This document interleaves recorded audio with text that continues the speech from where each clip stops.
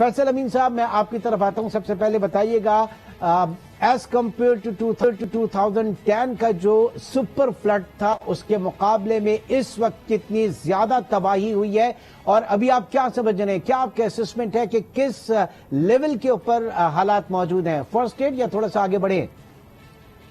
बिस्मिल्लाहिर्रहमानिर्रहीम जी, शुक्रिया।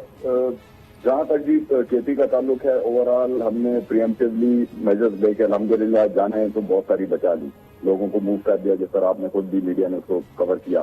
शेरा इस्माइल खान के बारे में मैं स्पेशली थोड़ी सी बात करना चाहूंगा। यहाँ पर नॉर्मली 2010 में जो हमारा नुकसान हुआ था, एज कंपेरेटिव मैं बात करूंगा, वो ज्यादातर इंडस से हुआ था। लेकिन इस दफा जो कोहे सुलेमान का जो एरिया है, कैचमेंट एरिया, वहां पे जिस तरह आपने देखा डेरा गाजी खान में उसने बहुत तबाही मचाई, तो डी खान में जो मेजॉरिटी डी खान और टांग के जिलों में आई है तबाही, वो ज्यादातर यही जो हमारे रिवर्स हैं जो अफगानिस्तान से ओरिजिनेट करते हैं या ये हमारे न्यू डिमर्ज डिस्ट्रिक्ट से ओरिजिनेट करते हैं, उन्होंने बहुत तबाही मचाई है। जस्ट कॉन्टेक्स्ट के लिए आपको मैं बता दूं कि डी खान में तकरीबन 26 से 27 हजार घर मुकम्मल तौर पर तबाह हो चुके हैं, तकरीबन 30,000 के करीब पार्शली डैमेज हैं, 24 हमारी अमवात हो चुकी हैं जी, और 67 जो थे हमारे सीरियसली इंजर्ड थे। बाकी जो फर्स्ट एड वगैरह थी, रेस्क्यू सर्विसेज ने बड़ा अच्छा काम किया, मतलब लोगों को उन्होंने टाइम पे निकाल दिया।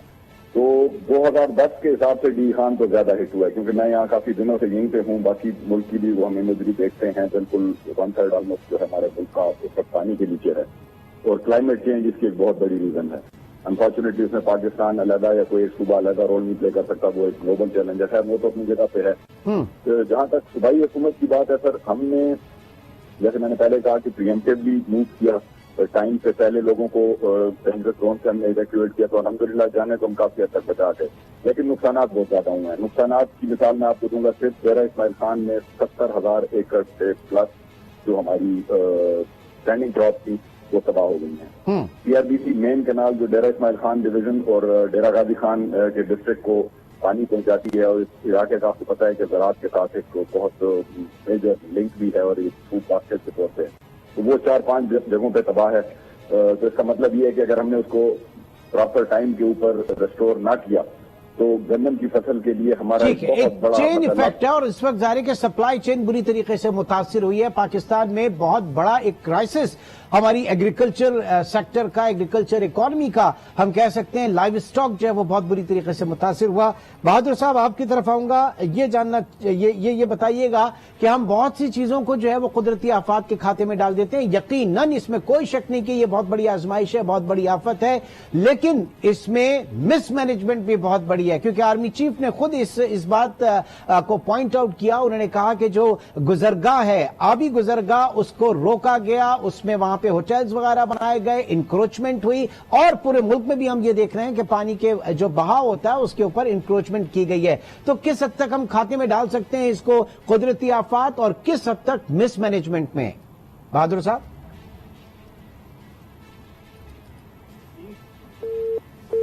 राब्ता हमारा मुनक़ता हुआ, एक बार फिर कोशिश करेंगे कि बहादुर साहब से हमारी बात हो। चले इसी सवाल को रखता हूं मैं फैसल अमीन गंडापुर की तरफ। जी, किस हद तक मिसमैनेजमेंट है?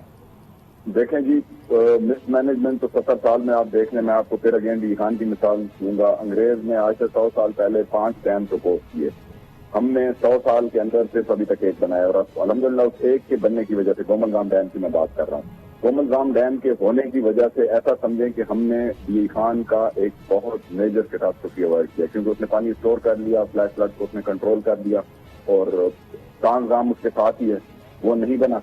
उसने टांग से लेकर डी खान तक जो तबाही मचाई है, वो खान साहब खुद हली पे आए थे, सीएम साहब उनके साथ थे।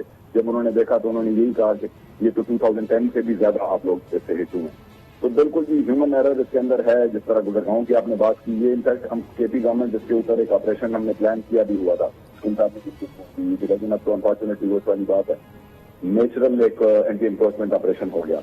एसओपीज हमने बहुत सख्त कर दी हैं, और इंशाल्लाह जितनी भी रिकंस्ट्रक्शन होगी, ताकि हम सबक सीखें, हम सबक नहीं सीखते ना, we history but we don't learn from it, तो उसमें अब जो भी दोबारा रिकंस्ट्रक्शन हो वो सारी क्लाइमेट रेजिलिएंट हो, वो सारी ये वाटरवेज की सेंसिटिविटी को बरकरार रखते हुए हो, ये ना हो कि जिसकी मर्जी आई।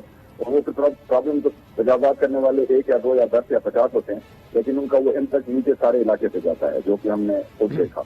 तो बिल्कुल ظاہر ہے کہ ابھی ریہیبلیٹیشن کا بہت ہوا، اور جو لوگوں کا انفلکس جو ہے، جو آئی ڈی پیز جنہیں آپ انٹرنلی ڈسپلیسڈ کہہ رہے ہیں، اس کا شہروں میں محفوظ جگہوں پہ بہت بڑا انفلکس ہوگا، ایک ایکویشن بہت بری طریقے سے امبیلنس ہوگی۔ بالکل جی، آپ نے 100% اس کا ایکسلنٹ پوائنٹ، کیونکہ آپ دیکھیں ایک شہر ہے، اس کی آبادی سپوز 5 لاکھ ہے، اور وہاں پہ 50,000 یا 60,000 یا 80,000 بندہ اور آ گیا، تو ظاہر ہے ان کے اسکول، ان کے ہاسپٹل، ان کی باقی جو ضروریات ہیں، کلین ڈرنکنگ واٹر، وہ بھی ایک میجر چیلنج ہے۔ کنیکٹیوٹی کی آپ نے بات کی، ہم اب جا کے بڑی مشکل سے ہم نے ڈی خان کے جو انٹرنل کچھ روڈ تھے وہ ہم نے بحال کر لیے۔ ٹھیک ہے، چلو جی، ہم توقع کرتے ہیں کہ صوبائی حکومت ہے اور لوگ بجائے اس کی کہ صرف صوبائی حکومت، پوری وفاقی حکومت اور تمام ادارے مل کر ایک ساتھ کھڑے ہوں اور اس آفت سے بچیں۔